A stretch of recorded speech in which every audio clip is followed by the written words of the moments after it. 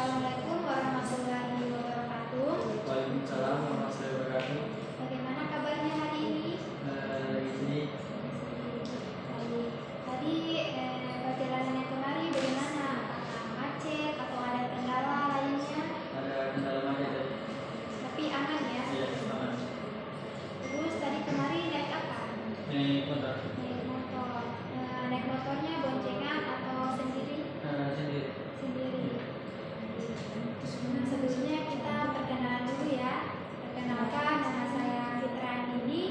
Nama saya Fahri. Baik, boleh saya panggilnya adik saja? Ya, boleh. Apakah adik sebelum bertemu dengan saya sudah pernah melakukan proses konseling sebelumnya? Belum pernah. Belum pernah. Kalau begitu saya jelaskan sedikit dulu ya. Jadi proses konseling individu ini adalah salah satu layanan dalam bimbingan konseling yang dimana terdapat ada konselor dan konseling yang akan menyelesaikan permasalahan konseling. Jadi di sini saya sebagai konselor yang akan membantu adik untuk menyelesaikan permasalahan adik. Terus di dalam konseling individual juga terdapat beberapa asas. Yang pertama ada asas kerahasiaan.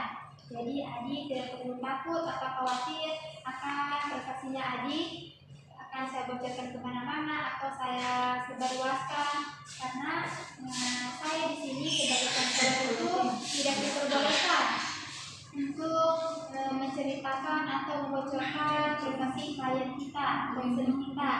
Jadi saya juga sudah berjanji kepada diri saya sendiri bahwa saya akan menjaga privasi konseling saya. Jadi adik tidak perlu takut lagi.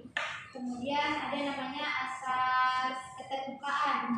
Jadi di sini adik diminta terbuka dalam menceritakan permasalahannya adik tanpa takut akan privasinya adik, seperti yang saya jelaskan tadi di asas kerahasiaan. Kemudian ada namanya asas kenormatifan. Jadi di sini saya berperan sebagai konselor dan adik di sini berperan sebagai konseling. Jadi di saat saya bercerita adik mendengarkan, begitu juga sebaliknya ketika adik bercerita saya mendengarkan. Dan kita berdua di sini sangat berharap proses konseling kita kali ini ke depannya itu tertata ke depannya. Apakah bisa dipahami?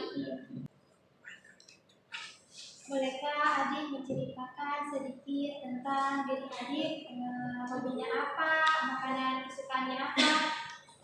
Hobi saya biasa main bola. Kalau main bola main basket. Kalau malam main motor. Kalau waktu sore main bola. Jadi hobinya adik ini main bola ya. Kalau bosan main bola, adik main basket. Dan kadang malam itu suka main motor dengan teman-teman. Terus adik sukanya makan nasi goreng. Ini kan adik sementara proses rehab ya. Apakah dalam proses rehab ini ada paksaan dari orang lain, dari orang tua, atau memang dari diri adik sendiri? Dari sendiri. Saya ini membaru baik. Dalam ini saya ini daftar polisi karena saya mantan anggota polisi. Jadi memang tidak ada paksaan dari orang lain, dari diri adik sendiri, karena setelah lulus dari sekolah adik ingin mendaftar jadi polisi mengikuti ayah adik. Nah, kalau boleh tahu adik sekarang sudah kelas berapa? Kelas 3 SMA. Sudah kelas 3 SMA, berarti sudah tidak lama lagi ya untuk menghadapi mengenai kelulusan. Tadi kan adik mengatakan adik sedih. Bolehkah adik menceritakan sedikit permasalahan yang adik alami? Jadi saya dari narkoba itu suatu menyebabkannya karena saya mencari itu sudah lama dari kelas 3 SMP sampai sekarang. Jadi untuk melepaskan itu sudah sangat susah karena kedudukan. Jadi adik ini pengguna narkoba ya, dari kelas 3 SMP. Jadi adik karena sudah kecanduan, jadi akhirnya adik susah untuk melepaskannya. Kalau boleh tahu kapan dan bagaimana hal itu bisa terjadi? Awalnya itu saya Dan itu saya tawari sama teman karena saya penasaran dengan saya coba. Awal sama coba itu waktu SMP di Ganja, dan reaksinya itu kalau sama apa kayak slow. Jadi saya ganti lagi dengan tune sampai sekarang, dan akhirnya kemarin ketahuan terus ditangkap dari luar sini.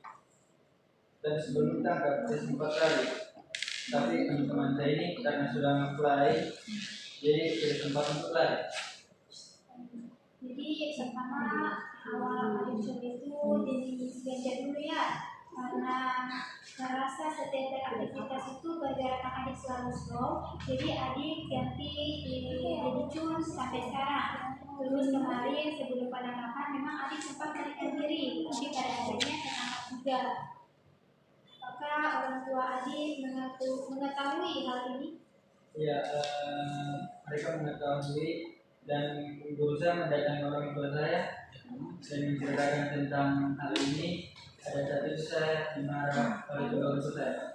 Nah, jadi saat kejadian ini orang tua guru adik datang ke rumah adik, menemui orang tua adik dan menceritakan permasalahan ini sehingga adik dimarah. Apakah dengan konsumsi ini apa yang adik rasakan di bulan tadi? Saya bawaan itu malas, bawaan ngantuk. Jadi biasa kalau di kelas bawaan itu ingin tidur terus. Jadi efek samping dari mengkonsumsi ini adik jadi malas dan di sekolah itu sering mengantuk dan akhirnya tidur. Apakah adik pernah mencoba untuk berhenti menggunakan racun ini? Mau berhenti sih masih, apalagi lingkungan sekitar, terutama dengan teman-teman.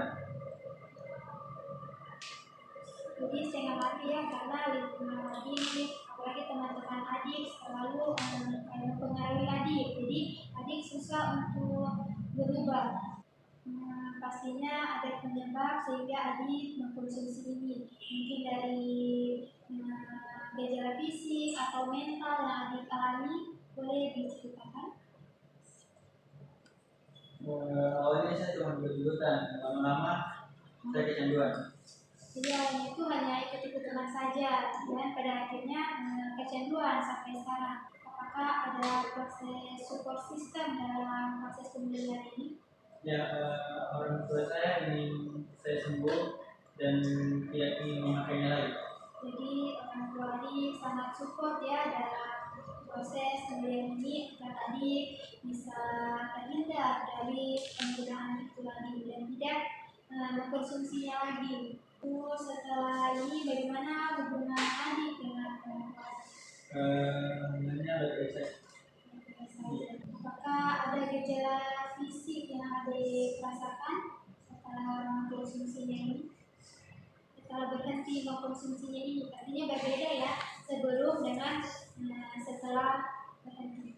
Badan saya sudah tidak sakit-sakit lagi pada saat saya masih memakainya. Jadi pada adik sudah tidak merasakan sakit lagi setelah berhenti menggunakan ini. Iya. Terus bagaimana dengan pola tidur dan makannya tadi? Makan masih seperti biasa, tidur juga masih seperti biasa. Jadi masih belum merasakan apa-apa ya, karena baru 2 minggu kemarin. Terus langkah pertama apa yang adik ambil dalam proses pembelian ini? Saya akan menjauhi lingkungan yang akan membawa saya kembali untuk mengkonsumsi narkoba ini, dan membatasi pergaulan dengan teman-teman saya yang mengkonsumsi narkoba. Jadi adik akan menjauhi lingkungan yang akan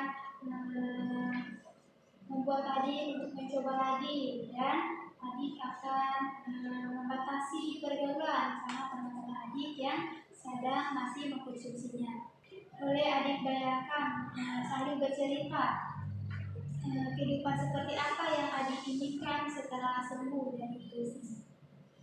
Saya ingin menjalani hidup tanpa narkoba dan menjalani pola hidup yang sehat. Jadi adik ingin sembuh ya, dan tidak akan mengkonsumsinya lagi, tadi hidup pola yang lebih sehat. Terus dalam proses ini dukungan seperti apa yang diharapkan?